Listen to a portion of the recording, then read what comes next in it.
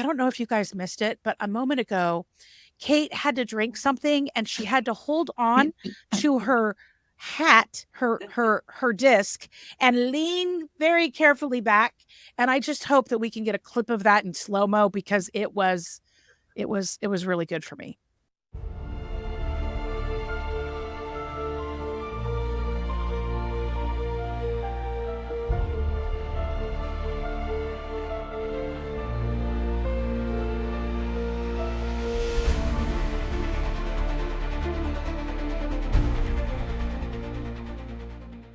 I'm It's dead. called.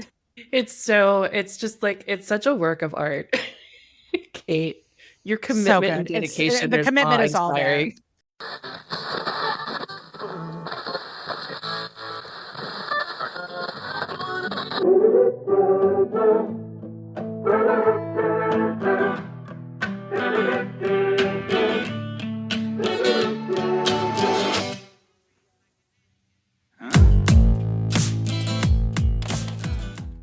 Welcome to what is probably going to be the best episode of the Sober Curator ever. Actually, maybe we're the Sober Housewives. We don't know. My name is Elise Bryson. I am the founder of the Sober Curator, and I am hanging with a bunch of my favorite sober gals today. And we're going to be talking about the things we love to talk about the most, which is the Real Housewives of whatever city we feel like talking about. And before we jump into the conversations, I'd like everybody to introduce themselves as the real self, not their faux self. For today, let's start with you, Amy Liz Harrison. Okay, hi, I'm Amy Liz Harrison, posing today as Kim Richards. Megan Swan. Hi, I'm Megan Swan, a wellness coach and consultant, posing today as Luann de Lesseps. Thank you so much. Anne Marie.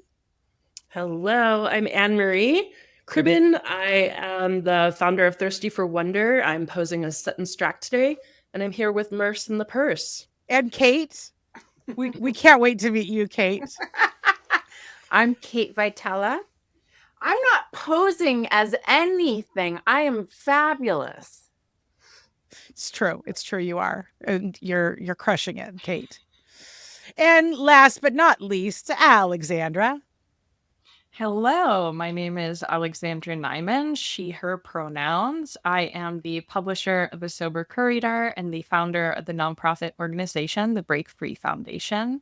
And while I am not as fabulous as this housewife, we are both New Yorkers. So I chose Leah McSweeney. Although if we weren't doing the sober edition, I probably would have picked like Brandy Redmond just because the ginge. Awesome. Love this so much for everyone on this call. All right, so we're going to get right into it. And we want to start with Beverly Hills because that is the freshest season that has just dropped just a few episodes.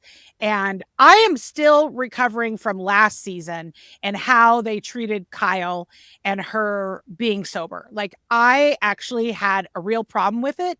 And every time I sat down to write about it, I just got so frustrated. I just like walked away, and I've started and stopped that piece like multiple times.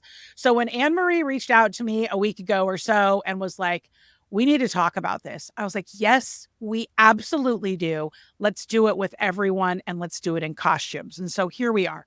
So that's what I want to start. I want to start talking about how Kyle was treated in last season. And it's even come up a little bit, not as bad yet in this season, but it's even been a little bit. And I think the problem I have is like, because, you know, she was always referred to as the fun one with her crazy ass splits and dance floor moves.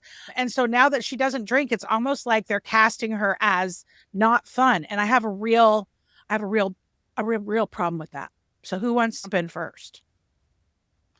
Go ahead, Anne-Marie. Thanks. Yeah, just like you, Elise, there were so many moments on last season where I was super cringing at the way that her sobriety was handled with the rest of the cast. I thought, I'll just dive into it. I thought the lack of understanding around some of her, maybe questioning her sexual orientation, relationship with Morgan, I was blown out of the water at the lack of understanding around that. Like that when you let go of alcohol, when you let go of a numbing agent, all of these parts of ourselves are numbed, and maybe they could give her some grace around figuring out who she is as a person without alcohol in her system. There were so many moments that I was just like, I'm really shocked at this group of women not having enough awareness around that. And just the way that she was treated. I agree with you too, that she's being portrayed as super, super boring and not fun since she has chosen sobriety. And I just don't think that's fair. I mean, Mhm. she's still obviously fun and loves her family and has so much zest for life. And like I would hear her saying, things like the clarity and how good she's feeling in her body and her new fitness regime that she got really excited about, and like those should all be things that are celebrated. And I know that the Housewives franchise is not necessarily known for everybody celebrating each other. Like people watch for the drama, they watch for the digs. I get it. That's not lost on me. But it's 2024. It's almost 2025. We can do better, right? We can do better. Who Googled the country singer that Kyle hangs out with, Morgan? Who Googled her expecting her to be Kyle's sponsor? I personally was convinced this whole time that maybe Morgan was secretly like her sober companion, and they weren't really putting that out there because Morgan has quite a bit more sobriety.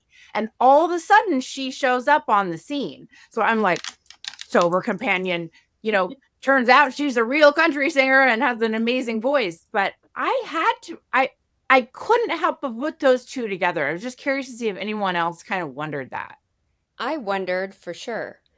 And I have to say that for me, one thing I've been I don't know if I want to use the word impressed about, but I've noticed a change in Kyle's behavior is she just seems more grounded now that, and she's got the changes with, Mauricio is not there, and she just doesn't trash talk him, and she doesn't kind of stoop to some levels, and I appreciate that about her. She just seems like a sober person to me. Yeah.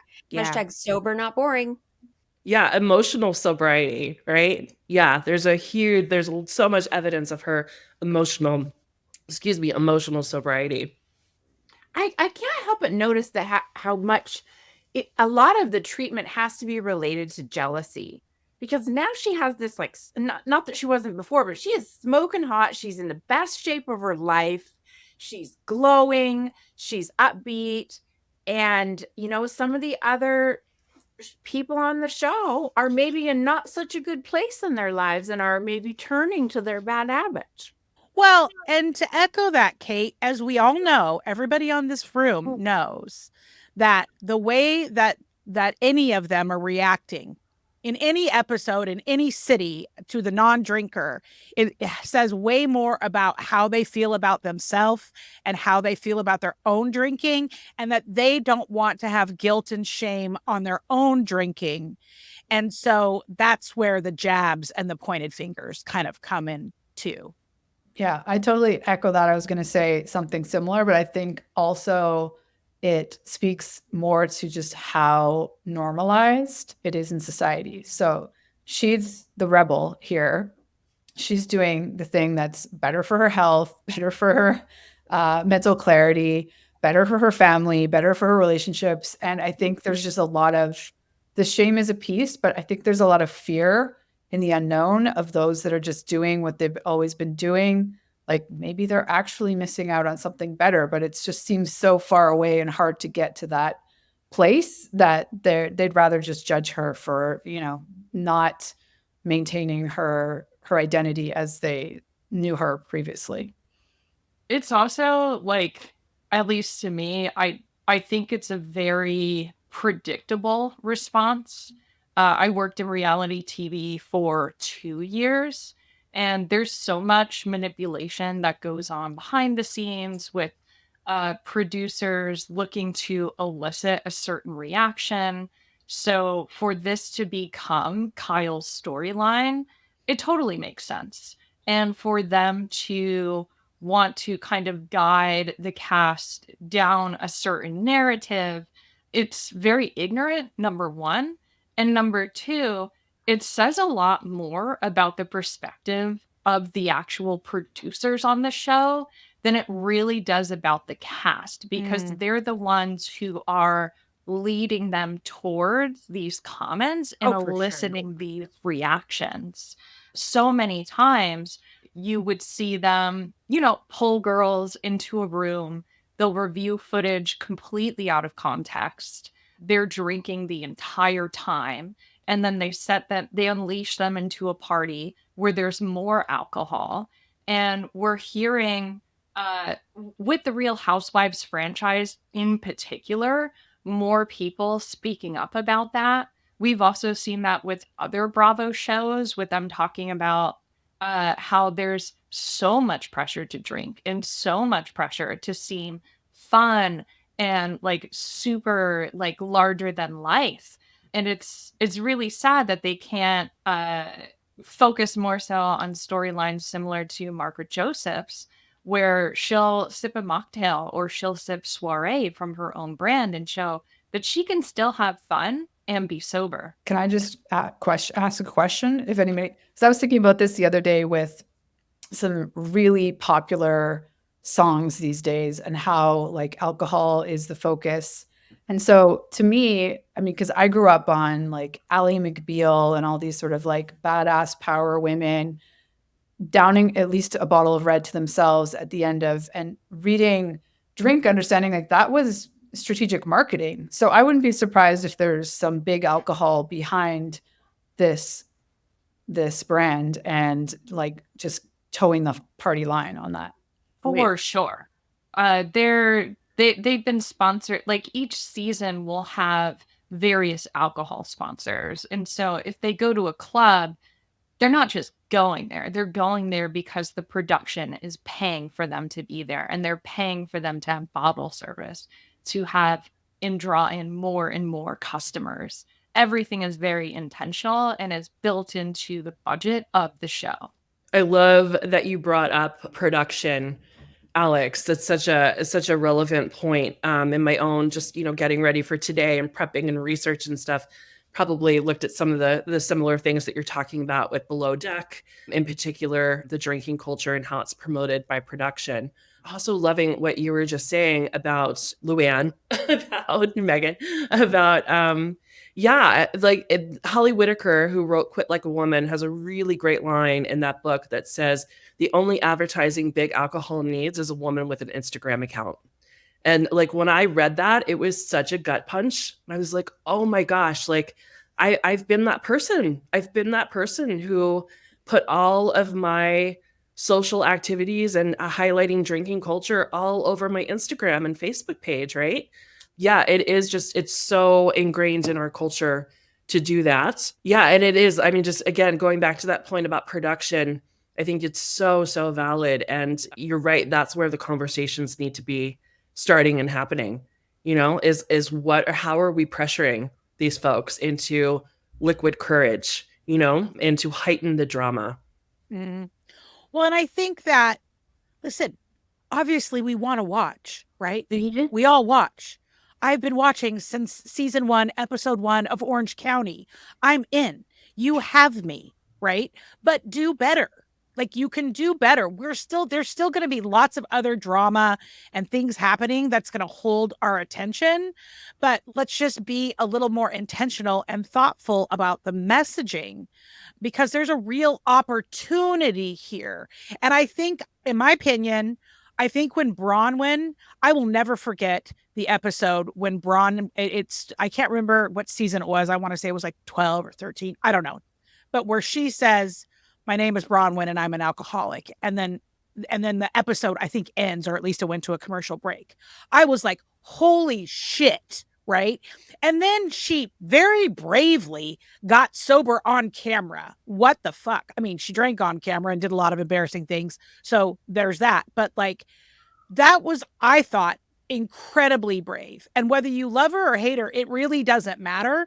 But she's walked the line, I think, really well for someone public facing that is claiming that they're living a sober lifestyle now. And, as we say at the Sober Curator, we think that getting sober matters. We don't care how and we don't care why. But if it's your choice to live that lifestyle, let's talk about how to stay entertained, inspired, motivated to keep going, because we're all here because we believe in long-term recovery with ideally no days off, right? And so I think that Bronwyn was such a great example of how it could be done. And then I don't know why she's not on the show, but my guess is they wanted her out because they didn't want the content. I'm sure it was more complicated than that, to be clear. And so I don't know. That's just what I think. I had a thought about that as well. If Kyle Richards didn't have the star power that she does, and it were maybe someone of lesser following or not a total OG, coming out and saying, I'm sober, I'm not going to drink anymore, what would that do in terms of her positioning on the show? Because clearly the producers, they can't love this as a storyline. I mean, yes, it gets a little bit of buzz, but it, nowhere near the amount had she been continuing to drink, doing the splits, showing her bits, the whole 9 yards, right? Like that clickbait gets a lot of attention. And so producers have to be a little bit like, dang it, Kyle, I totally agree. I think that the way the story is told is so important. And so when you get these producers, writers, or suggesters saying to these cast members, hey, we want you to kind of maybe question this or talk about this. I don't know how it's done. Alex, you seem to have a really good idea of that. But it seems to me that the storytelling and the positioning and the framing of the whole thing makes such a big difference. Every time I've ever seen Kyle's sister, Kim, and this is why part of the reason why I chose to be her today is because she is just a hot mess, in my opinion. And I don't mean that in a negative way. I mean that I see myself in that sort of manic, almost like some days I'm really, calm and zen, and other days I'm woo. And I don't know, if she's currently sober or not. It's not my business. But I just find it interesting that sometimes it seems to be a little more exaggerated one way or another, or the narrative is tried to be spun a certain way. Yeah, I hear that. And like Luann, when you fell into the bushes, hilarious. We all laughed. That's actually really dangerous to be so drunk you're falling off of something. Like if she had gotten seriously injured, that clip would never have aired. We all know that, right? So like, that's not funny. That shouldn't be celebrated at any age. But as we get older, our bones are really not going to be looking forward to those kinds of falls. And so I just think there's enough other funny storylines that this one doesn't have to be a part of it. And it's just time for the conversation to change. And you can have both. I think that's the other thing is they could easily have everyone drinking together and having a blast. It's just that the alcohol-free people will be drinking whatever alcohol-free product they want to have sponsored. And they could show them all getting along and having a great time. That's possible. I know it is because that's my lifestyle. I hang out with drinkers all the time. I'm totally fine. I did still fall in a bush once, but it's fine. Just kidding. I didn't. We saw the dangers of the drinking in Salt Lake City too. Was that last season or the season before with Heather's black eye? Was I totally entertained and completely invested in the storyline? Absolutely. I wanted to know how Heather got the black eye on Salt Lake City. But the root of that is that they were blackout drunk and nobody remembered the story, right? And so this talk about like we can do better, I absolutely agree with it. Yeah, I mean, I love that. Let's show the products that people are choosing to stay sober with. Let's highlight that there are many, many options for folks. And that's why production will always make sure to have a on-set medic for moments like this. There's also extremely robust contracts. Their liability insurance is millions and millions of dollars to account for anything like this that might happen. And to Amy's point, there's a very particular way that you elicit information. And these shows are very, very heavily edited. It doesn't seem that way, but it completely is. And usually it happens so naturally. You'll sit down, you'll go through the whole interview with the producer and give your honest reactions, your honest remarks. That producer will have another producer in their ear playing back the info and saying, hey, follow up on this, follow up on that.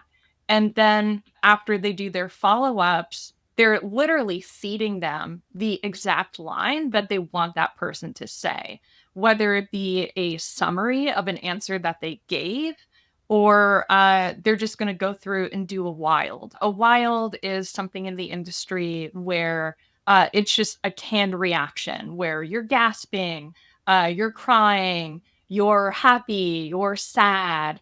And that kind of becomes stuff that they'll just kind of cut to interchangeably and completely out of context in order to build more drama. And especially when a cast member is intoxicated, they can just much more like, this is going to sound super fucked up, but they can control them. They can then have them not argue back and just say whatever it is that the production wants them to be able to say. So in a lot of cases, it makes their job easier when it's someone who is sober and who is of a higher status where they're able to really negotiate that contract and kind of stipulate what they want and what they don't want shown. As you get later on, you may even have control over, not complete control, but some control over what makes it into the final cut. That's probably why they can't really get rid of Kyle at this point. She has too much power. And even though production clearly doesn't like it, I think they should really try to take a note from their colleagues over in the music industry to kind of go back to what Megan was saying about music. We're seeing now more and more artists talking about being in recovery and writing songs that are powerful and impactful and raw and honest about it and talking about this epidemic because it's not funny.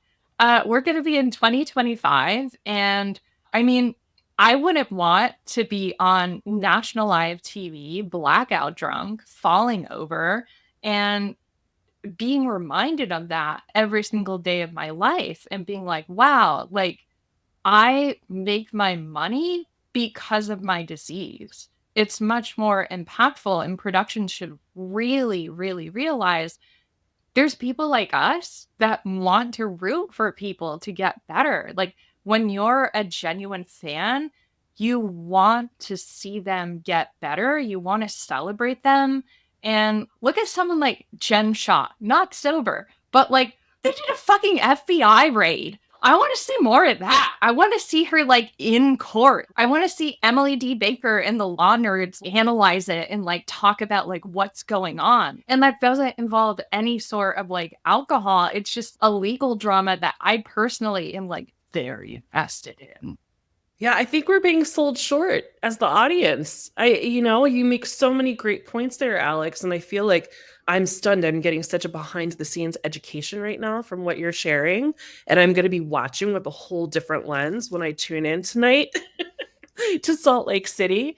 So thank you for that. And I think I'm having I'm feeling it in my body too when you're talking about this, manipulation is what I'm hearing from production about being able to orchestrate and control and maneuver reactions, responses, and what we see. And I'm having a reaction to that because my experience of sobriety is power with, right? I come into spaces of collective care, just like you're saying, like we're all rooting for each other to get better, to heal whatever it is that we need to heal, and to be fully present in our lives. And to hear that there's the issue with the alcohol, however that is poured into the set, literally and figuratively. And then there's the manipulation of the power, right? The power dynamic. Yeah, I don't I might refrain from saying this, but there's a whole dynamic around it being women in particular being controlled, right? And how alcohol is particularly marketed to women. moms in particular. I mean, that could be a whole other sit down and panel discussion. But what you're saying is just really, really highlighting that for me. And I'm going to be watching differently. It occurs to me that a really organic way to bring in more sober stories would be through the next generation, right? Like maybe because that's what's happening, really. That's where they're not interested in having themselves filmed blackout drunk and have that on social media. They're not interested, or they're interested in all of these really cool alternative wellness drinks or other ways of having fun. And that could be even a drama, like the different generations not really understanding each other. And yeah, I just think there's probably a whole other sponsorship budget that could be inserted here with the massive growth of those types of beverages and that are interested in being marketed as well. It's almost like we should see things as like wellness as a way of life, as some might say. What a catchy phrase. I know. Yeah. I think I heard of like a podcast of that name, but I don't know. But something that I had wanted to kind of circle back to is just kind of the shock with Kyle's character and the misunderstanding of what it means to be someone who is questioning and how valid that phase of the LGBTQ plus community is. As someone who is an openly bisexual woman, I completely relate to that, where it's like you're just like going through your life and then you pause and you're like, oh my God, I have a crush on my friend and she is hot as hell. What is wrong with me? What is happening right now? I don't ever recall like being into that. Like I'm a straight. I'm in this cute little conservative town where like no one's gay. Like what is wrong with me? I like guys, but come on, she cute. And that happens. Sexuality is completely fluid. Just because you're leaning more towards a femme energy or a masc energy doesn't mean that you're completely defined on this binary. And I personally like that they're exploring it. I wish they could do it in a more delicate way and in a way that is more kind of championing and supporting. But, that wouldn't be too interesting enough. And I don't know. I just feel like we're so far from the early 2000s where we would be infatuated with like Paris Hilton and Britney Spears and like, oh my God, like Page Six and New York Post, they're so drunk. Like, we're so fascinated by this. Like, but they were making money and we were fascinated by them having a complete mental breakdown. And that's horrific when you really realize it.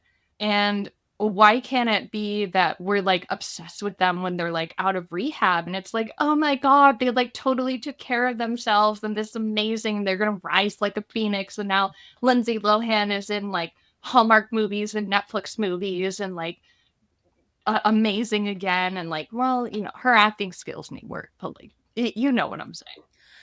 Alex, I'm so glad. That's exactly where I wanted to go, is like, we're not in the 2000s anymore. We're not celebrating. We still love celebrities. Of course we do. We're always going to love celebrities. We're not going to be able to get around that, but we're not rooting for their downfall. Like, especially when we've all had our own downfall and had to pick our fucking selves up by the bootstraps and move on. We're rooting for them to get well. And that's the trend that needs to happen.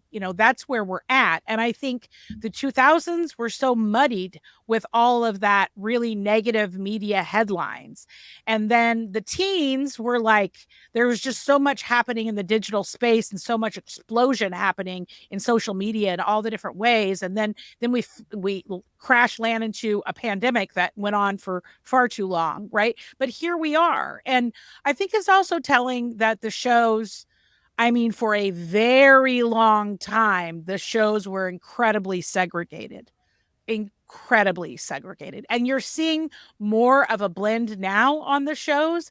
And I understand that's also a very delicate issue, but if I really do feel like if they want to keep me as a viewer, they need to grow up. They need to level up, because I'm focused on thriving now. That's the stage I want to be in my life right now. And that's the kind of content I want to consume because that's what feeds my soul.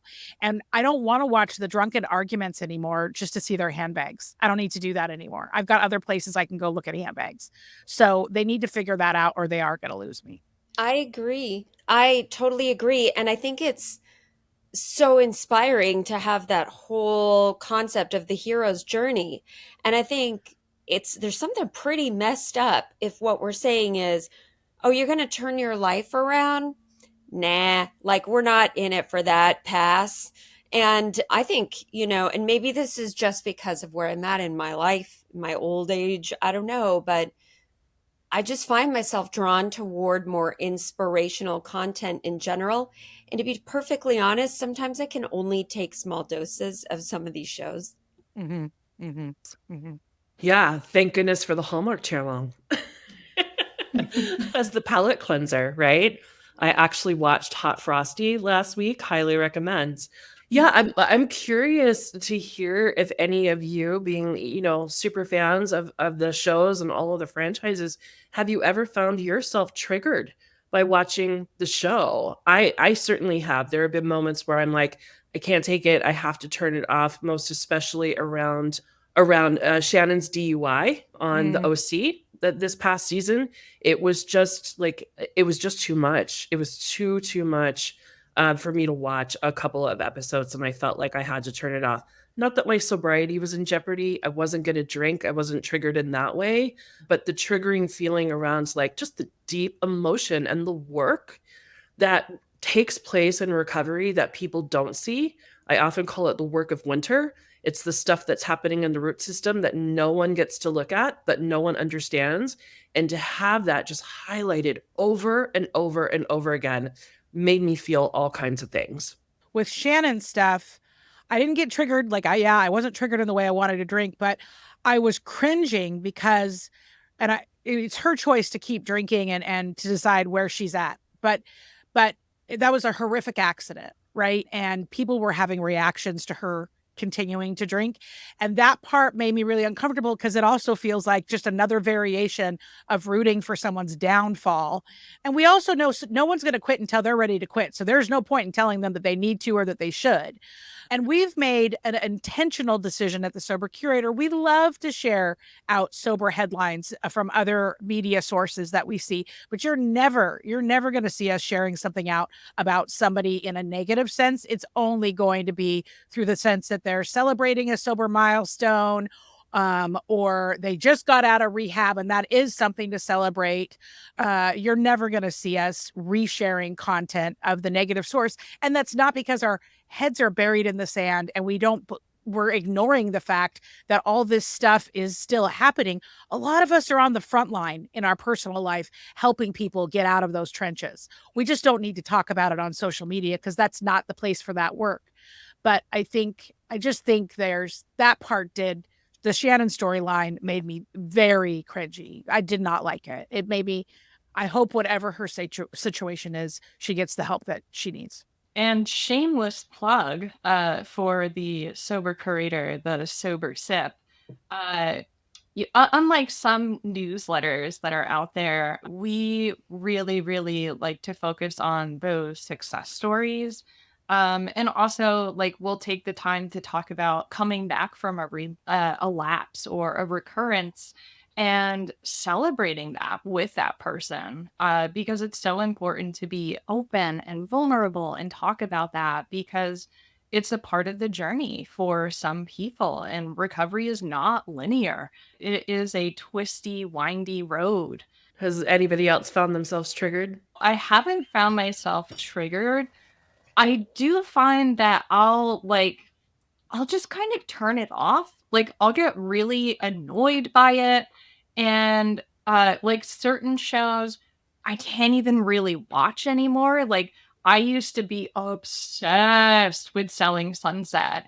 And now I'm just like, I can't anymore. Like, it's just so trivial. They've completely lost me. And like certain aspects of the Real Housewives franchise, I usually like to watch the ones where there's someone sober and I can feel like on some degree I can relate to them. Like, I'm not in a mansion, I'm not super rich, but like, you know, I can relate to them with the fashion and with them being more real, which is something that we've really noticed as the evolution of media, where reality TV really sprang out of the O.J. Simpson trial and that live media coverage of the car chase. That was where the original idea came from it. And the OG reality TV is our network's news stations, which are no longer news, they're opinion stations. And so there's always been this fantastical over the top element to it as it's evolved. And then they kind of lost their footing when influencers started coming out and talking about mental health, talking about sobriety, talking about being in long term sustained recovery. And production will try to make them seem relatable, but they'll do it in that kind of old school reality TV way that's just really cringe. And in my opinion, we need more new blood and diverse voices in the writer's room. And as the executive producers and the producers, like people who are actually invested in telling these stories and telling these stories right. You know, I love everything that you just said, Alex, and I have a lot of opinions about the media landscape. And while I've been in the media industry forever. And so I was in newspaper when everyone's like, newspaper was dying. So then I went to magazines, print is dying. Then I went to TV is dying. I'm like, oh my God, we're all dying. Get over it, right? But what's happening is we are watching in real time the fall of traditional media, and it is going to go hard and fast. And the Gen Z and younger, they didn't ever want to watch traditional media. They're completely annoyed by their parents that still do, right? They are the TikTok mentality, the streaming mentality. And so what I think is happening is everything's going to go niche. Everybody's going to, and because you can only watch so much content in a day. Right. And so I think everything's going to go niche. And I think what we're doing collectively as the group at the Sober Curator, we're on the right track. We're basically making our own self-help reality show, whether it's here in a Riverside room or whether it's one of our articles on the site. That's what this group is doing. And we're doing it specifically for the audience that we know that wants it. We're doing it because we all want it ourselves and we couldn't find it. So we're like, fuck it, we're going to build it ourselves. Two little things. One, I don't know if you saw the other day, Ben Affleck talking about, is AI going to take out the movie industry? And he's like, no, it's going to maybe take out different parts of it. But what we're going towards is you want, this housewives with these characters interacting on this plot. And 9 seconds later, you have your personalized episode. Thought that was really cool. And I just wanted to say that I think what really holds communities like the Sober Curator apart is we're all about calling people up, not calling people out.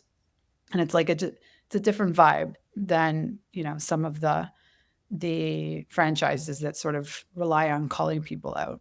Something that's being really highlighted in this conversation in the past few shares is just how engrossed we are as a culture in before and after culture. In the makeover and the transition. And here was my life before alcohol, and look at what a fucking mess it was. And here's my life after alcohol, and everything is shiny and pretty, and I've lost 20 pounds, and I've remarried, and all of these things. But we all know that the work is the messy part in the middle, as I love to call it, the caramel center of transformation. It's sticky, it's gooey, it's messy, it's sweet and delicious. And it's really fucking hard to get through. It's really hard to get through. More stories about the messy middle. More stories about the messy middle. That's my vote. I love the Real Housewives of New York and I'm just getting to know the new cast. But I will tell you that I am so enthralled and engrossed in the characters of Jenna Lyons and Raquel and Uba that do not drink alcohol.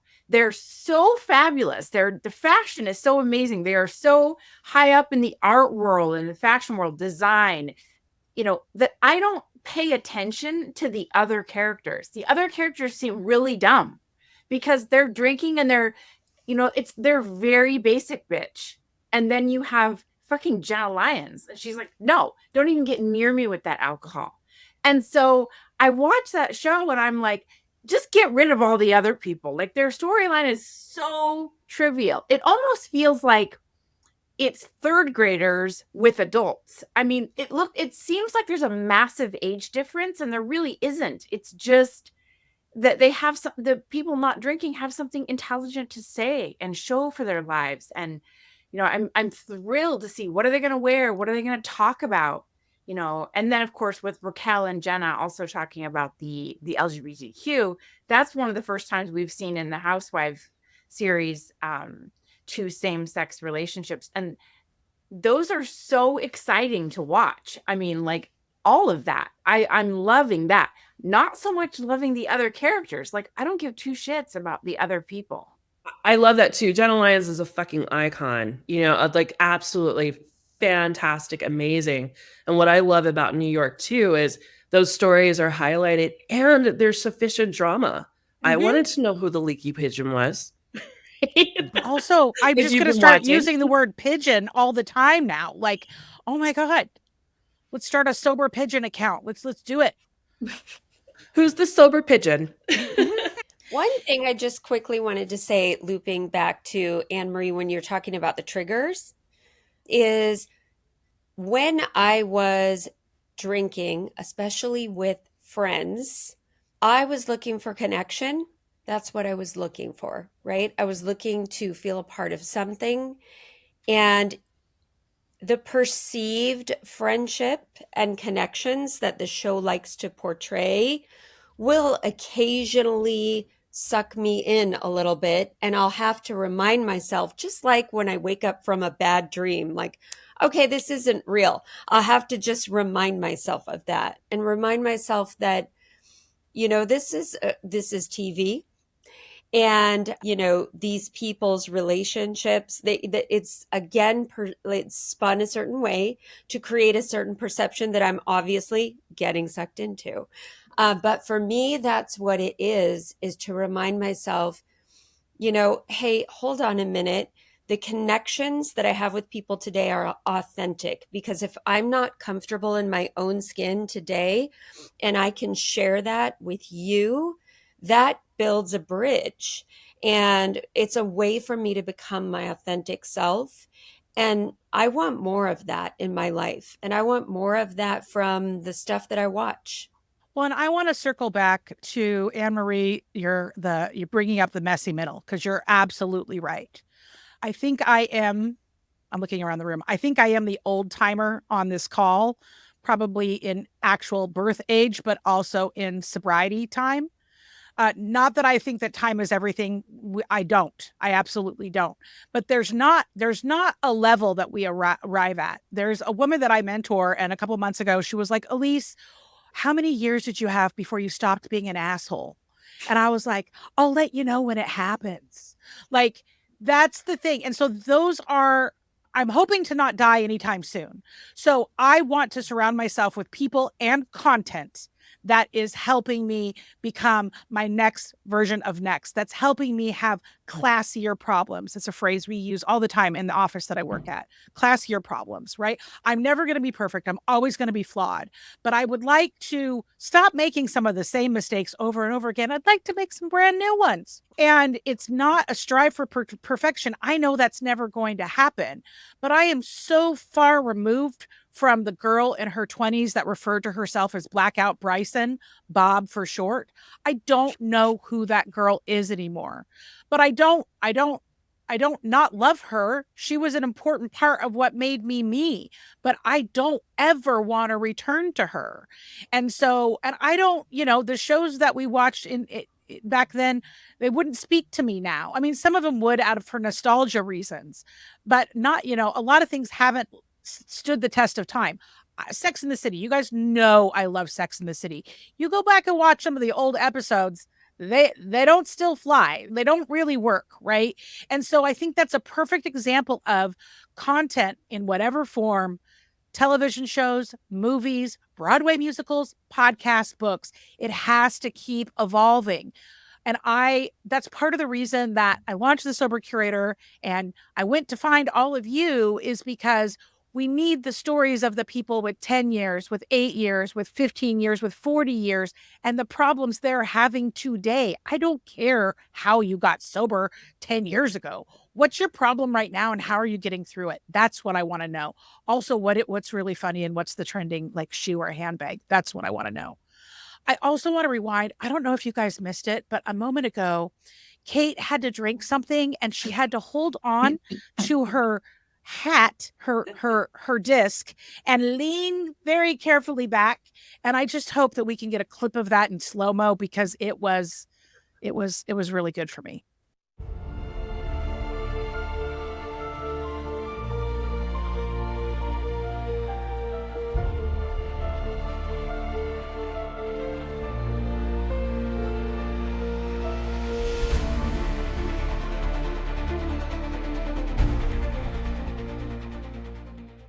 I'm It's dead. called.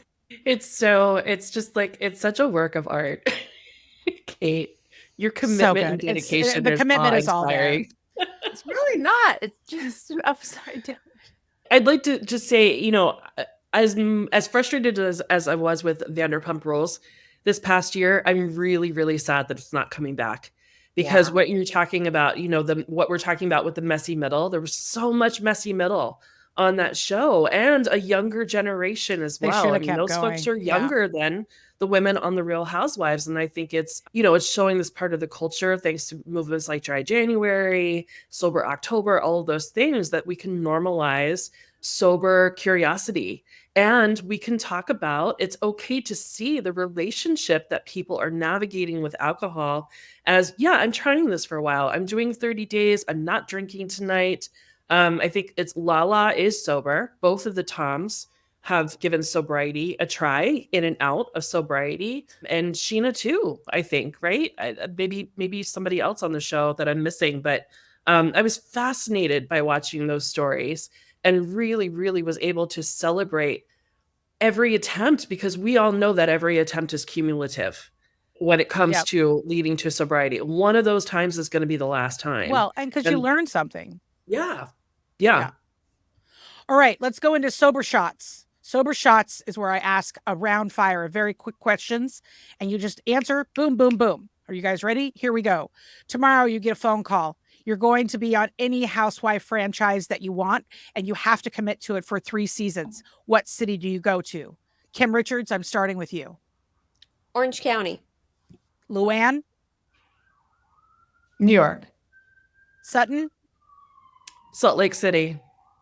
Dorit, New York. Leah. I would probably stay where I'm at, New York. That makes sense. All right. Next question. You only get one designer handbag to carry for the rest of your life. Which one is it and why?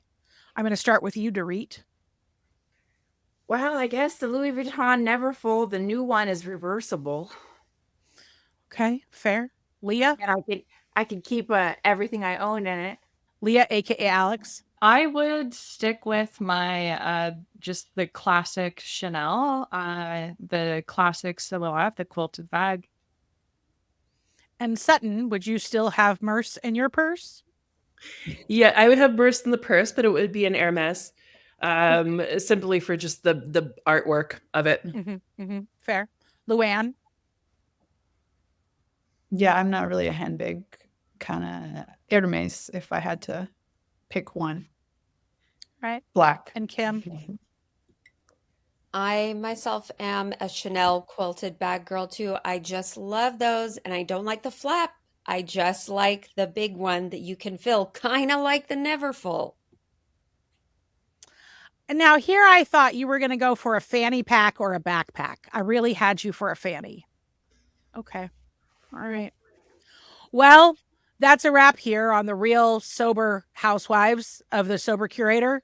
We thank you for tuning in and check back because one of our favorite things to do is to wear bananas outfits and talk about sober pop culture. So remember that getting sober matters, staying sober matters more. Keep it fun, keep it real, and keep it sober.